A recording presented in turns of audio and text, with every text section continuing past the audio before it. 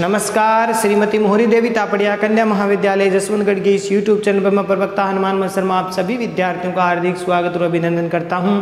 प्यारे विद्यार्थियों, बीए तृतीय वर्ष में हिंदी साहित्य विषय के अंतर्गत आधुनिक काव्य जो आपका प्रथम प्रश्न पत्र है, उसमें प्यारे विद्यार्थियों विगत वीडियो से कवि रामधारी सिंह दिनकर जी की रचना कुरुक्षेत्र प्रबंध काव्य के षष्ठ सर्ग से महत्वपूर्ण पदों की व्याख्या देख रहे हैं। चलिए प्यारे विद्यार्थियों, आज का जो महत्वपूर्ण पद है, बहुत ही महत्वपूर्ण पद है। ये जो पिछले विगत वाले वीडियो में हमने बताया था वो भी बहुत ही महत्वपूर्ण पद था, जिसमें वो पद आपने पढ़ा था, हाय रे मनुज तुम नियति के दास। एक तो वह पद बहुत ही महत्वपूर्ण है और साथ ही साथ ये जो पद है वो भी बहुत ही महत्वपूर्ण है और ये 2016 की परीक्षा में आया हुआ है, तो बहुत ही महत्वपूर्ण है।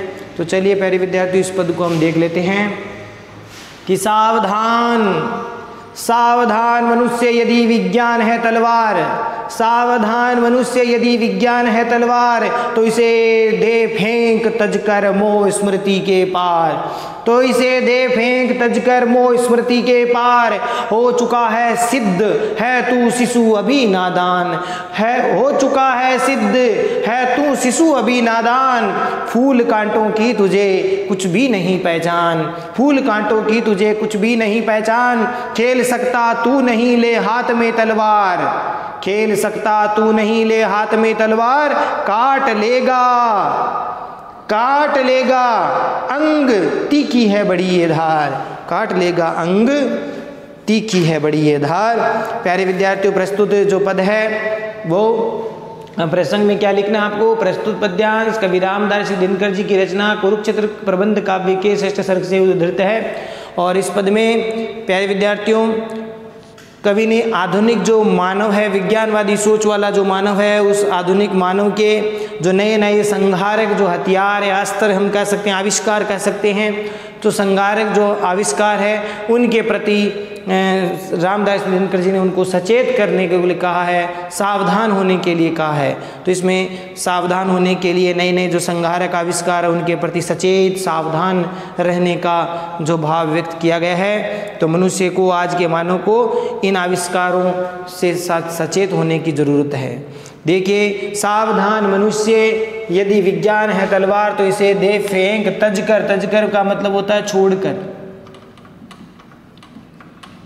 मोह है मतलब प्रेम आसक्ति, स्मृति का मतलब ऐसे याद, यादों, यादों को भूलकर, ये होगा यहाँ पर, या यादों को भूल करके, अर्थात प्यारे विद्यार्थियों इसका अर्थ होगा कि यादों में भी इसको मत रखो, यादों में भी इसको मत रखो।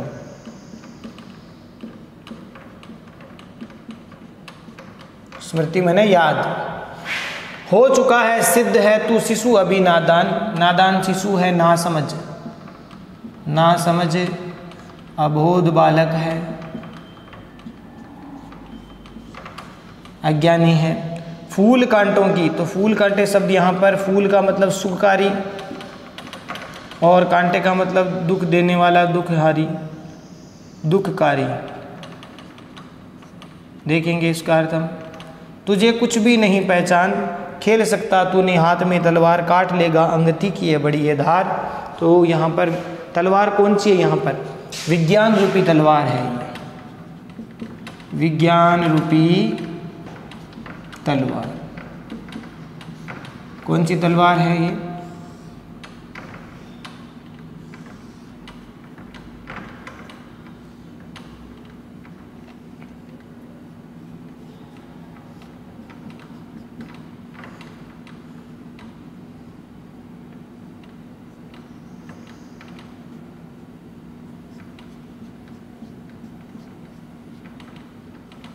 विज्ञान रूपी तलवार है। तो ये बड़ी घातक है। तो इसके बारे में देखिए रामधारी सिंह दिनकर जी क्या कहते हैं कि सावधान मनुष्य यदि विज्ञान है तलवार, तो इसे दे फेंक तजकर मोह स्मृति के पार।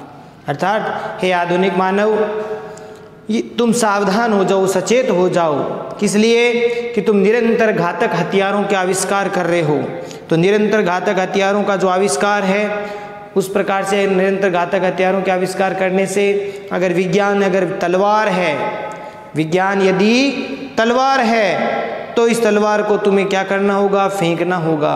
अर्थात जो वैज्ञानिक आविष्कार किए जा रहे हैं, उन वैज्ञानिक आविष्कार जो है यदि मानवता के लिए विनाशक है, तो विज्ञान तलवार का मतलब हो गया कि वैज्ञानिक जो आविष्कार है वो मानवता के लिए हानिकारक है, विनाशक है, तो इसे दे फेंक तज कर मोह स्मृति के पार। तो इसे बिल्कुल भी मोह मत रख, मोह को छोड़ दे।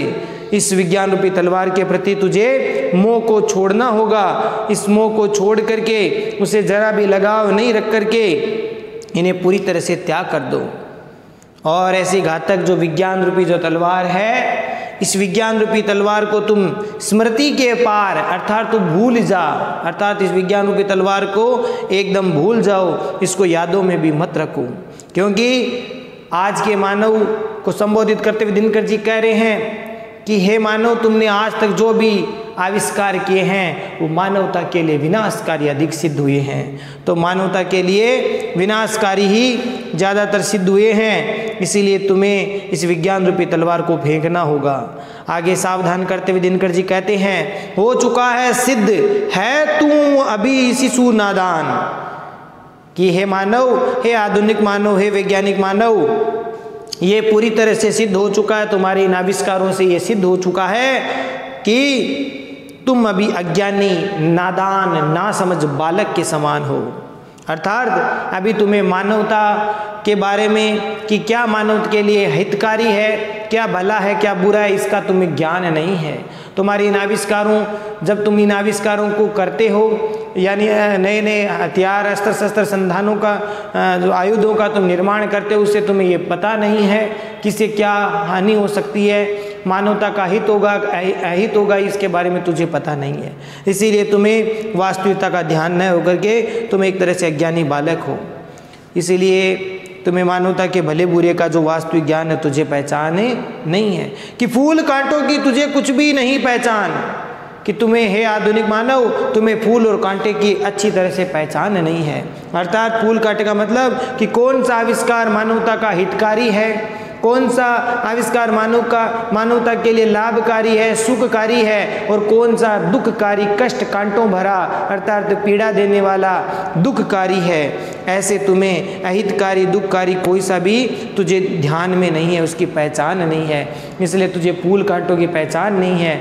अर्थात तुम्हारे जो वैज्ञानिक आविष्कार है, कौन से आविष्कार मानव के लिए सुखकारी है, लाभकारी है, हितकारी है, और कौन से अहितकारी है, दुखकारी है, इसका तुझे ज्ञान नहीं है। कि खेल सकता तो नहीं ले हाथ में तलवार, और काट लेगा अंग तीखी है बड़ी धार। रामदास दिनकर जी कहते हैं कि ये जो विज्ञान रूपी हाथ को, जो तलवार हाथ में तू ले रहा है, उससे तेरा ही नुकसान हो जाएगा, क्योंकि तू अभी नादान है।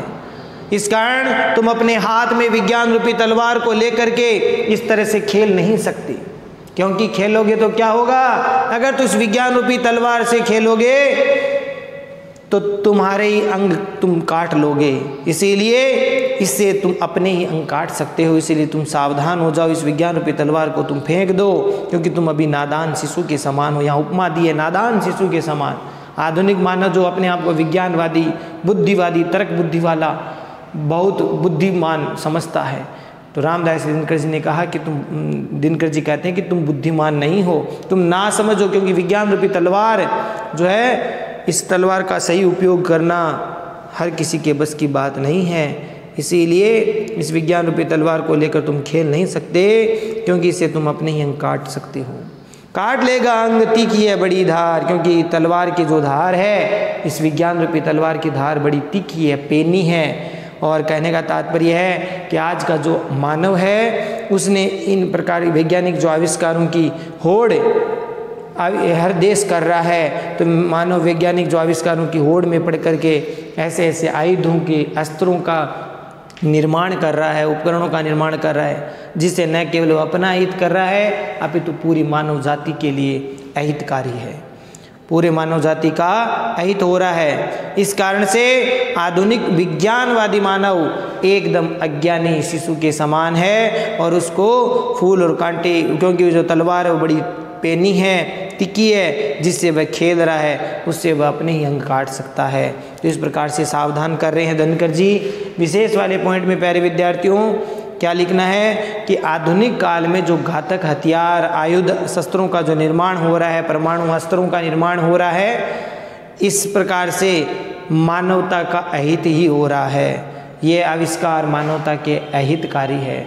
आज पूरे जो धरती है वो इन मानव के द्वारा निर्मित इन हथियारों के कारण पूरी धरती है वो मौत के मुंह में बैठी है। कभी भी इन हथियारों का प्रयोग मानव जब करेगा तो इसे पूरी पृथ्वी का नुकसान हो जाएगा, पूरी मानव जाति मिट सकती है।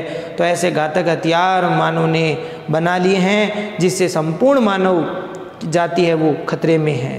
तो इस प्रकार से फूल और कांटों की पहचान न होना, नादान शिशु बताना, तो ये जो है इस भाव या इस पद को ज़्यादा सशक्त अभिव्यक्त करने की बातें यहाँ पर लिखी है। तो फूल व कांटों की पहचान न होना, नादान शिशु के समान होना, इस प्रकार के कथनों से ये जो पद है उसमें सशक्त अभिव्यंजना हुई है। अलंकारों की बात करें तो प्यारे विद्यार्थियों अनुप्रास अलंकार है,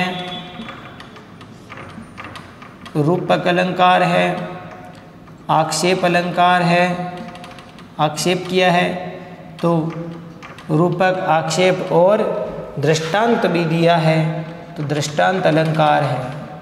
तो इस प्रकार से प्यारे विद्यार्थियों इसमें ये अलंकार है। तुकांत छंद शैली है इसमें, तुकांत गेता, तुकांत गेता है, गाने योग्य है, तुक मिल रहे हैं। छंद की यति गति उचित है।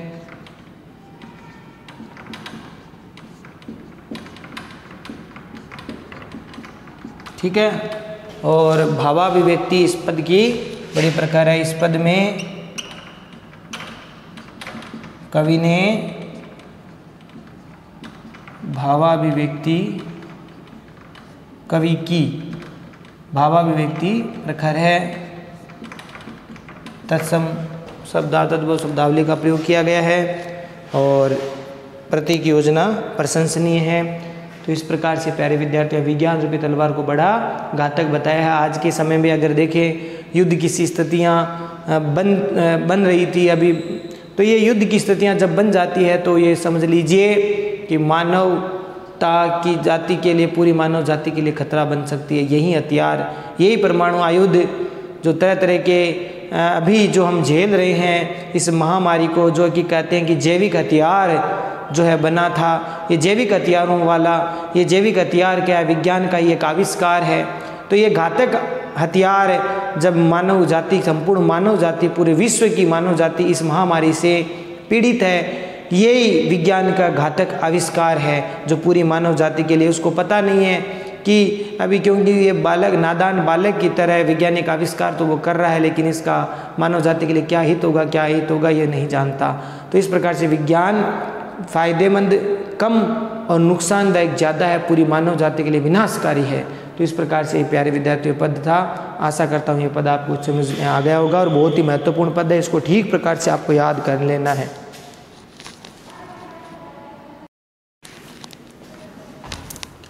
तो प्यारे विद्यार्थियों आज के लिए बस इतना ही। अगले वीडियो में पुनः उपस्थित होंगे आगे के पदों की व्याख्या को लेकर के। तब तक के लिए आप रामदास दिनकर जी की ये महत्वपूर्ण पद जो कि 2016 में आया हुआ है, बहुत ही महत्वपूर्ण है इस कविता का, तो इसको ठीक प्रकार से तैयार करेंगे, समझेंगे, अर्थ ग्रहण करेंगे, नोट्स बनाएंगे और इसको याद भी करेंगे। चैनल को लाइक, शेयर और सब्सक्राइब करना ना भूलें। जय भारत, जय हिंदी। धन्यवाद विद्यार्थियों।